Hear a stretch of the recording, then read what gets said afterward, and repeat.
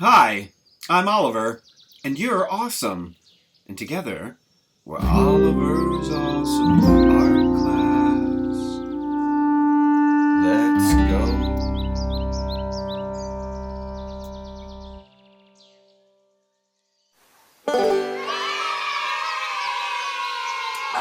Well, hello everyone, and welcome back to Oliver's Awesome Art Class. This is episode number 4, Grandscapes. What's a grandscape, you ask? Why, that's a landscape, but, grander. What's a landscape, you ask? Well, that's a landscape. All the visible features of an area of countryside or land, often considered in terms of their aesthetic appeal. What's aesthetic appeal, you ask? Aesthetic appeal, the understanding of anything that is visually pleasing or works within the boundaries or principles of art. What works within the boundaries or principles of art, you may be asking? Well, that's kind of a long story. You see, it all started when... Excuse me, sir, but shouldn't you be getting the show on the road, as you say? You know something, Nigel? You're absolutely right, and thank you. I should be getting the show on the road. Thank you for today's doodle sheet. Who would have thought? Nigel beating me to the start of the show. Shocking. What's shocking is that you're doing this show at all. What was that? Nothing. Well then, let's get started, shall we? Grandscapes. Dig it. Okay, so this is today's doodle sheet. You'll notice that I've drawn some very soft, very light lines, almost connecting going across this page.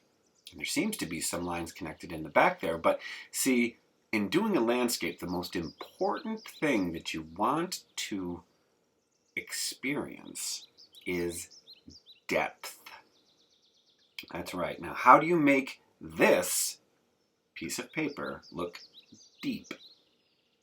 Well, you can divide it up into 3 different sections. You'll see we have the foreground, because that is before you. You have the middle ground, which is in the middle. And then you have the background, which is in the back. Now, between these 3 spots, we're going to be able to come up with some ideas and some shapes and some elements to somehow make it look like this is deep. Like we're looking out a window. Think you can do it? All right, let's give it a shot. Okay, jumping right in, we're going to develop a cute little stream right here. Now, it's coming right for us. Do you know what that means? That means foreshortening, that's right. It appears to start off smaller and get larger as it gets closer to us. Fabulous word, foreshortening. Sounds like it should be a baking term. You need 2 pinches of foreshortening in order to make this recipe work. Now, you cannot have a cute little stream without a cute little house. So we're going to have to figure this out. Shapes. Shapes, shapes, shapes. We know these shapes. And we are going to use them to create some pretty simple dwellings along our very simple magical stream here. Now, just because they're simple doesn't mean that they're not interesting. Why, I have a feeling that this now thatched roof dwelling has a bit of history to it. Along with its neighbor, you see, these 2 homes were owned by 2 sisters. And there's a pretty deep valley between them. See how I'm pulling those corners down like that? Make it look 3D. It's a nice little trick. I don't know how deep I'm going to make this yet. Probably use a bridge. Anyway, the 2 sisters. They built their homes on the exact same day. They're the exact same height, the exact same width. They used the same materials throughout. They're exactly the same. One's a bit further down this stream than the other. But other than that, they are identical in every way.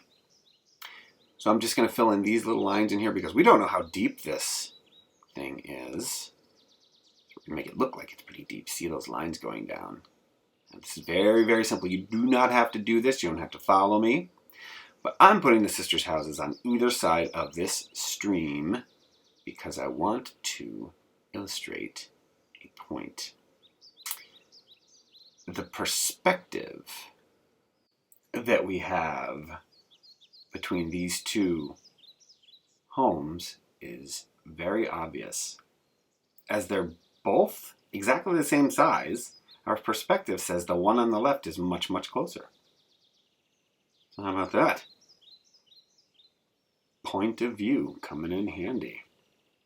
Now, I want to polish off some interesting things in the background here. We cannot have a cute little magical realm without a magical castle. I mean, you gotta have a castle. Well, you don't have to. I mean, you could have a giant chicken back there if you want to, but I was thinking castle because of all these cute little medieval dwellings. And speaking of little, let's talk proportion. Last word for the day, I promise. Now, when you're talking about proportion, you're talking about the relative size of things to other things. So let's say these sisters, upon the day of the completion of the building of their home, they each planted a tree. Now see how this one's about halfway up that side. Hers, if planted on the same day, would be halfway up her side of her house as well.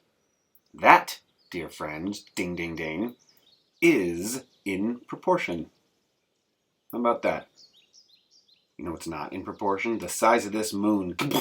Big old moon. You gotta love that. I draw a lot of moons.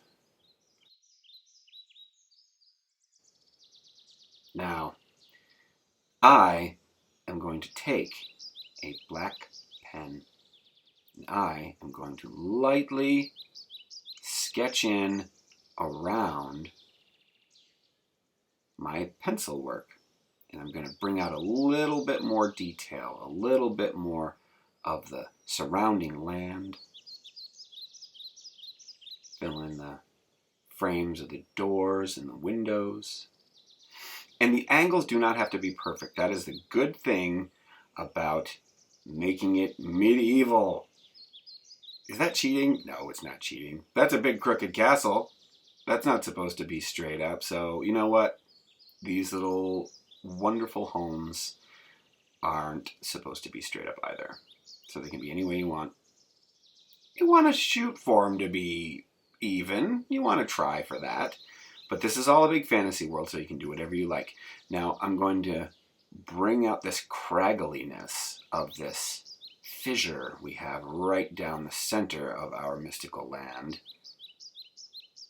The little black line I can just bring out. See again the foreshortening. It starts out very small and gets wider and wider and wider as it gets closer towards us.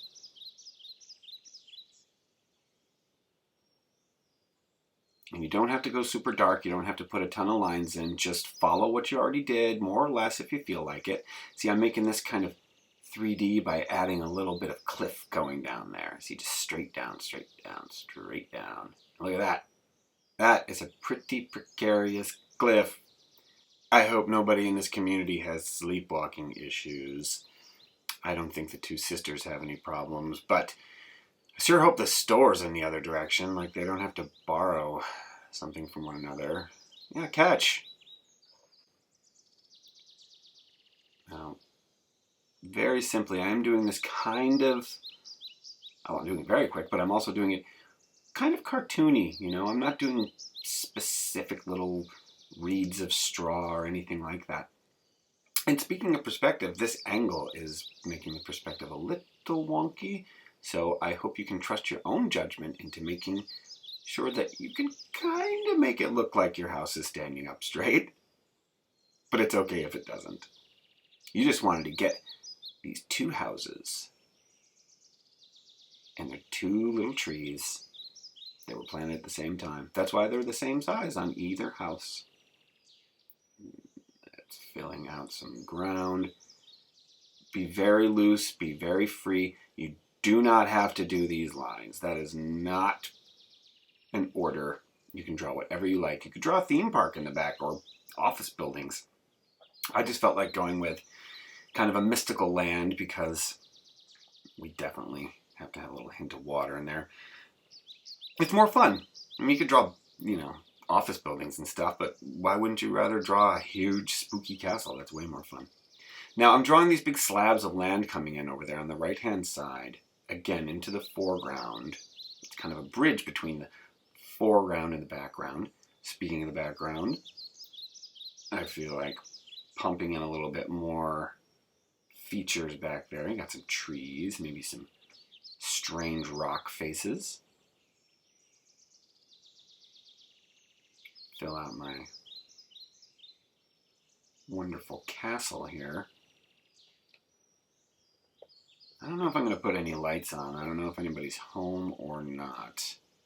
But I think for now, he's just going to be happy to have his wonderful little castle overlooking his cute little village. Maybe we do have to put some water in there. We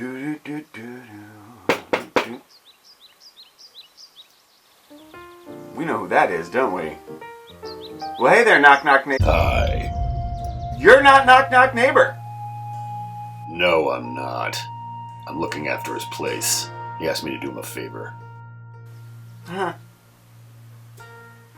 No big deal. Nothing to worry about. But, as long as I'm here, knock knock. Who's there? See. See who? See who's at the door, would ya? Don't mention I'm here. Huh. See who's at the door. Can I help you with anything? Actually, if you wouldn't mind, can I borrow your bathroom real quick? I had 14 burritos for lunch. I'm just kidding, buddy. Take it easy. Okay. It was nice meeting you.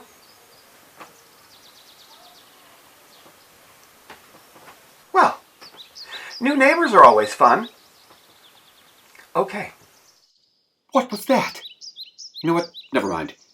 I am not rushing because I am scared for my life. I am hurrying because I'm a tad bit apprehensive that I should run out of time before I explain to everyone that, yes, I did erase all of my original penciling, and now I am going back in and doing all of my shading, finding my shapes, using my tones and all sorts of different little techniques, finding my edges and popping them out a little bit, cross-hatching and stippling, all that wonderful stuff. Take your time. I am just out of time. So before we go, I think people want to see what this looks like in full color. I may be wrong, but let's see. Prismacolor Premiere. What do we got? We got some foreshortening with the stream coming at us. We've got perspectives and proportions.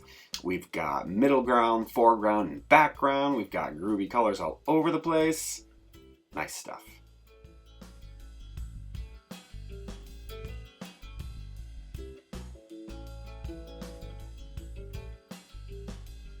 Red below. Well, I think that's about it for the day. Did you enjoy today's lesson? I hope so. Tell you what. Little secret, we may be going on a field trip next week, so there won't be any doodle sheet. We're just going to go on a cool adventure. How about that? Well, I certainly hope to see you there, and hope you come along with us. The only place I'm going is crazy. Say goodbye, Nigel. Goodbye, Nigel. Again, this has been Oliver's Awesome Art Class. Remember, I'm Oliver, you're awesome, and I'll see you next time.